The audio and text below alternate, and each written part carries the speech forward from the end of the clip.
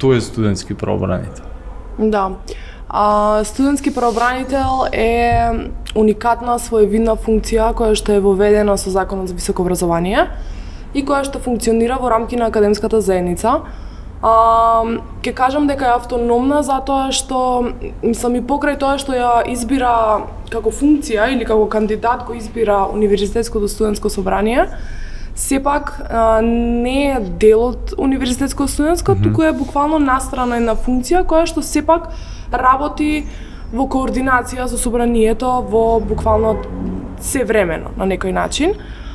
Како функција, всушност потребата за самата функција нели извира од потребата студентските права да бидат заштитени и доколку се прекршени или се дојде до ситуација на прекршок, да има човек, студентка кој што ќе посредува во тој спор меѓу студент и висок орган на академијата. Меѓутоа, покрај тоа што како студентска правобранителка и јас и Милена посредуваме во спорови меѓу студенти и органи на академијата, тука сме и несебично и sevремено да го ставаме на јавен дискус, на јавна дебата всушност студентскиот стандард и да говориме за тоа јасно, гласно, транспарентно и да сме тука нели да ги подкрепиме сите тие работи, сите тие иницијативи, аргументи, отпор кои што се јавуваат од самото студентско образование, Самиот процес практично, да. Мислиш дека е некако барем за нашето општество често слушаме професори притискаат студенти да им се купува нели книгата за да добијат потпис и не знам што.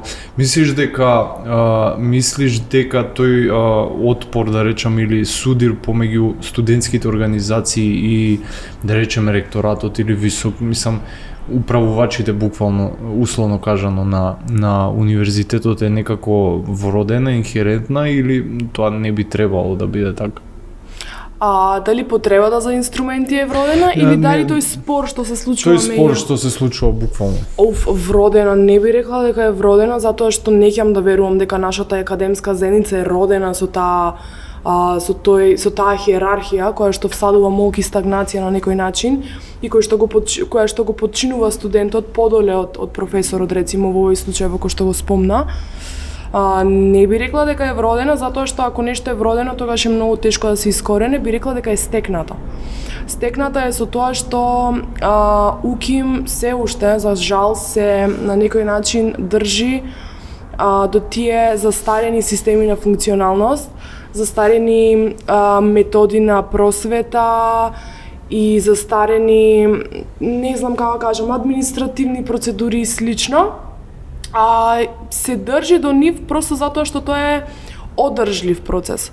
За да се стекнат или за да се развијат алтернативни методи и стратегии и општа функционалност, треба многу време, многу енергија и прогресивен кадар, кој што на УКИМ, за жал, не баш постои, не баш нели владее со академската заедница. Меѓутоа, добро е што во 2018 конечно се изгласа Законот за високо образование и студентите добија своји инструменти, како што се собранијата, правобранителот и слично, кои што се впуштаат во борба против тие застарени системи и кои што на некој начин храбро и достоинствено го зафаќаат просторот кој што им припаѓа на некој начин и се борат за едно подобро, помодерно академско утре, ако можам така да кажам. Како бе вашиот меѓусебен однос? Меѓу правобранител и заменик? Милена? Па, одлично функционираме. Јас како заменик студентски правобранител, мојата примарна работа е заштита на правата на студентите, конкретно на економскиот факултет. И сметам дека секој факултет треба да си има заменик студентски правобранител, да функционираме како една мрежа и доколку има некој поголем проблем, нормално да ја контактираме Викторија. Така. Па и не само за некој проблем, туку настани да организираме, се со цел за подобар студентски живот. Така. Да. Значи практично секој студентски правобранител конкретно за еден факултет е врската помеѓу студентите на тој факултет и студентскиот правобранител на универзитетот? Потребата за таква мрежа и за такво вмрежување е, знаете како, модел на студентски правобранител функционира како еден актуелен студентски правобранител или правобранителка на УКИМ, кој што има заменици, неколку заменици, заменици студентски правобранители во рамки на секој факултет. Тоа е така бидејќи јас ги содржам на некој начин контактите со ректорат, меѓутоа психофизички е невозможно да ги знам статутите на секој факултет поединечно и поради тоа се јавува потребата да има такви заменици кои што ги познаваат своите факултети, системите на функционирање на тие факултети, ги познаваат статутите, правилниците и слично.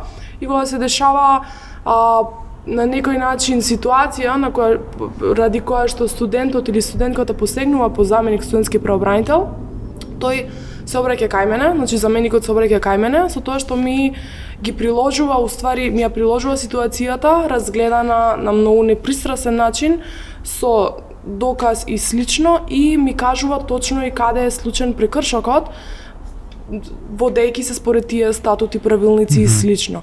Кога јас тој предмет би го добила, тогаш веќе ги користам сите алатки, сите контакти со кои што располагам и заеднички со заменикот и јас и заменикот всушност се впуштаме во или кон разрешница на случајот. Така.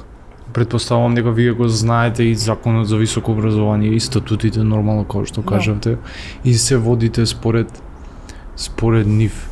Да, апсолутно.